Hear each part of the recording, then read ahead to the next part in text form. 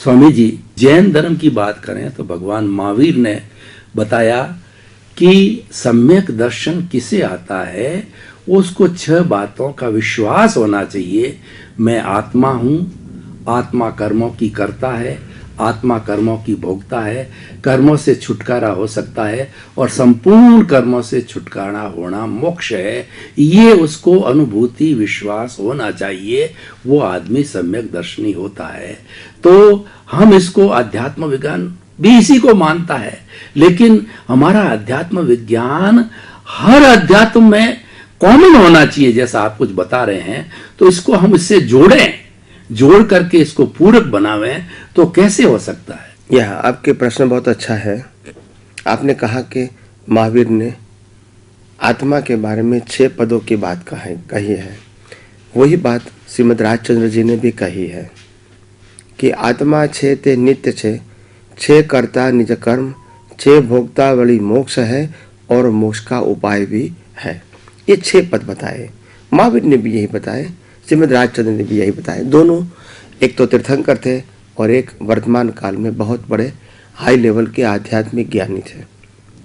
तो ऐसे महान पुरुषों ने अपने जीवन में जो कुछ साधना करके पाया है वो लोगों के सामने बताने की उन्होंने कोशिश किया और उन्होंने कहा जिसको आध्यात्म के मार्ग में आगे बढ़ना है, इनको ये 6 तत्व, 6 बातें समझनी पड़ेगी, गौर से समझनी पड़ेगी। अगर ये नहीं समझेंगे तो आध्यात्म का मार्ग उसको समझ में नहीं आएगा। तो उन्होंने 6 बात बताई कि आत्मा 6, यानी आत्मा के बारे में आपको शंका नहीं होनी चाहिए कि है या नहीं है। कैसे शंका नहीं होगी? इसके पहले आपको समझ लेना चाहिए कि आत्मा में कैसे हूं, कि शरीर है, जड़ है, विनाशी है तो अविनाशी होना चाहिए, जड़ है तो चेतन होना चाहिए, टेम्पररी है तो परमानेंट होना चाहिए। तो ये जड़ और चेतन दोनों का मिश्रण है हमारा बॉडी। तो बॉडी के अंदर आत्मा और शरीर दोनों है।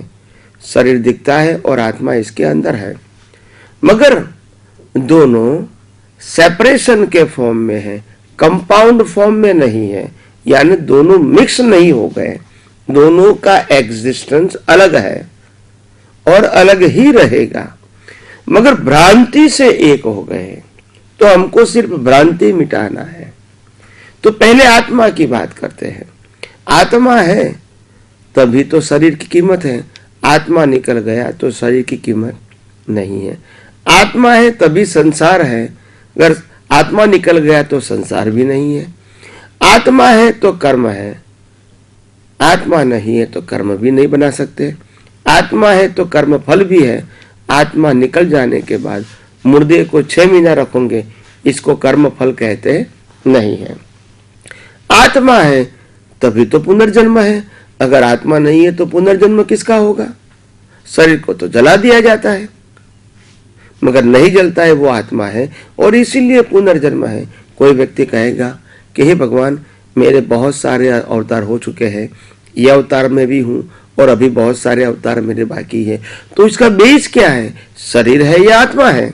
तो क्या आत्मा हर अवतार में कंटिन्यूस होता है और शरीर हर अवतार में परिवर्तन होता है, बदलता रहता है। तो इसीलिए आत्मा का तो बहुत प्रमाण है।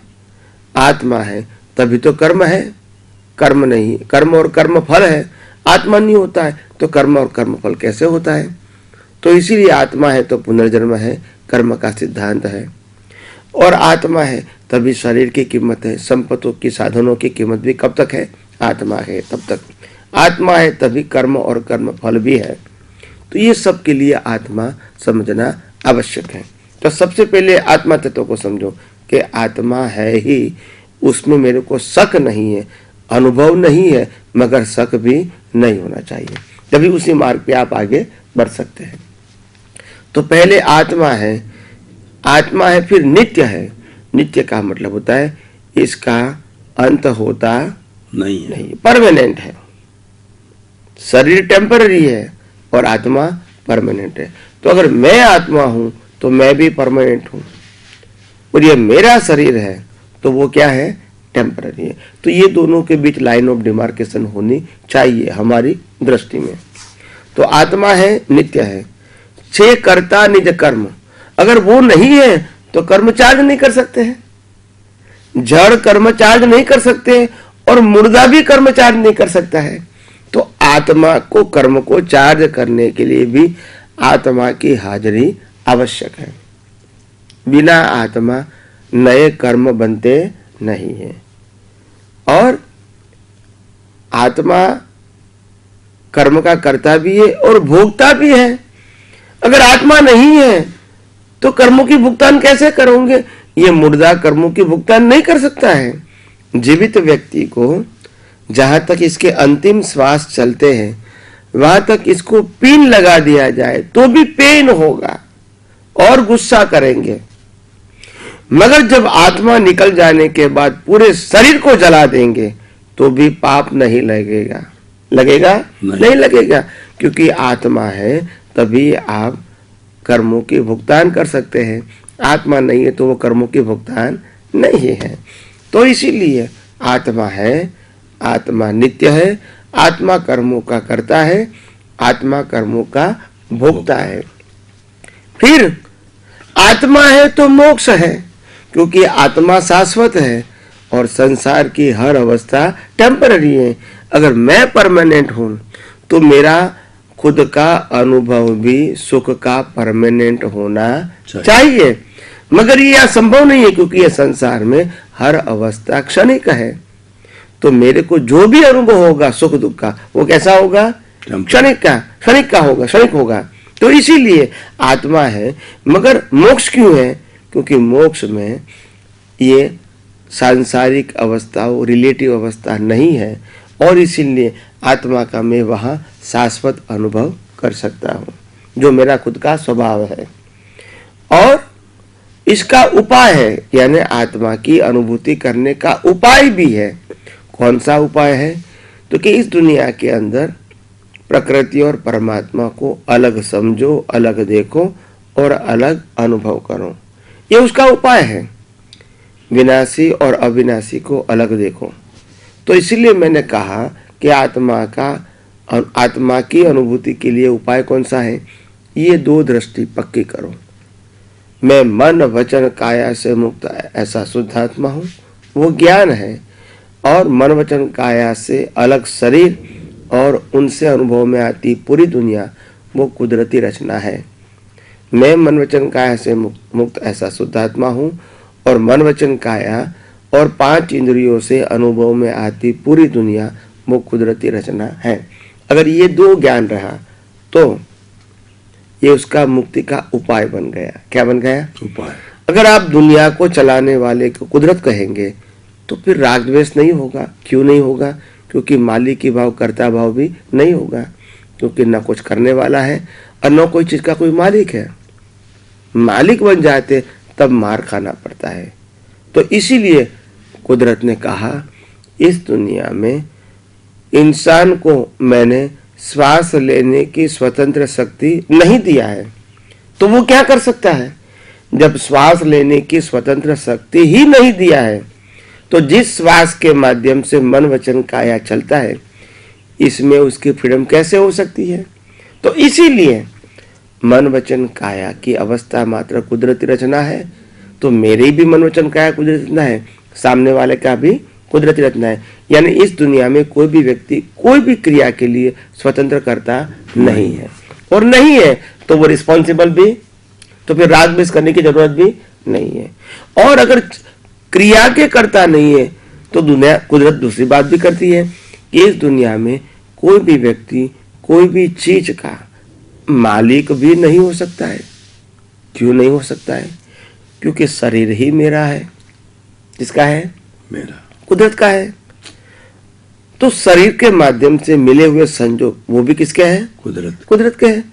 तो हम कोई चीज के मालिक कैसे बन सकते हैं? मगर हमारी बुद्धि कहती है भाई हमने ये चीज खरीदा है तो हम मालिक ही है। कुदरत कहते हैं नहीं, मालिक नहीं है, आप ओनली यूजर है। क्या है? यूजर। मगर आप बन जाते हैं ऑनर। तो बुद्धि आर्ग्यूमेंट करती है, हमने पैसे से खरीदा है, मालिक क्यों नहीं है, क्यों आप हमको यूजर कहते हैं। तो कुदरत कहती है अगर आपका ये नैपकिन आपने खरीदा है ना, मगर रॉ मटेरियल तो मेरा है, कपास मेरा है, क्या आपने मेरे को पैसा दिया? नहीं दिया। खेडूत को पैसा दिया, कुदरत को पैसा दिया नहीं। कपास को उगाने वाली तो कुदरत है, और खेडूत वो कुदरत ने बनाई चीज को बेचता है, मगर वो उगाने वाला, बड़ा करने वाला नहीं है।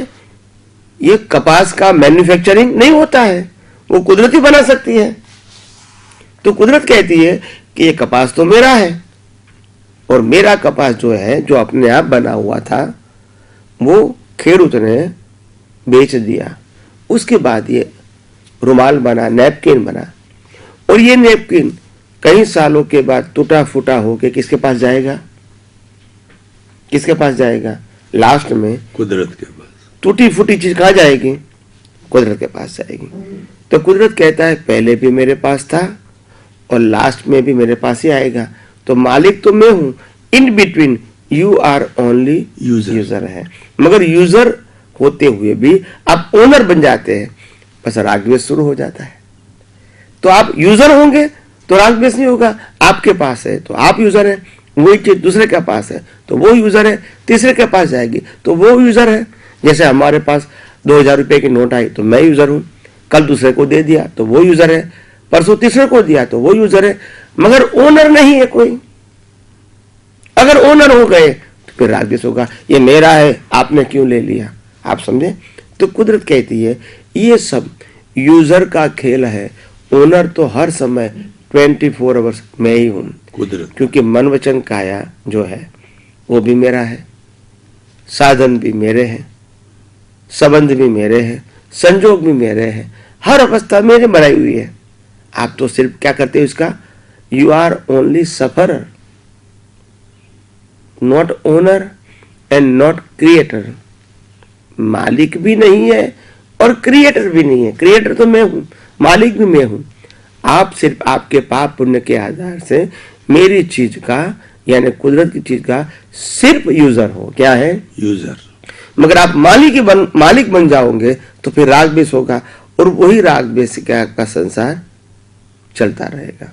तो इसीलिए कुदरत कहती है कि ये 6 तत्व जो है जितना समझ में आएगा इतना आपको आत्मज्ञान पक्का होगा, सनातन सत्य का ज्ञान पक्का होगा, और अज्ञान धीरे धीरे धीरे नाश हो जाएगी, और धीरे धीरे अज्ञान नाश हो जाएगी। आपका दर्शन ब्रॉड होगा, और जितनी भी अज्ञानता है इसको आप डिसॉल्व कर सकोगे समय समय पे, और यही आध्यात्मिक विकास है। तो 6 पद जो बताए, आत्मा 6 ते नित्य है, 6 कर्ता वाली कर्म, 6 भोक्ता वाली मोक्ष है, और मोक्ष का उपाय भी है। ये 6 पद यहाँ सिद्ध होता है।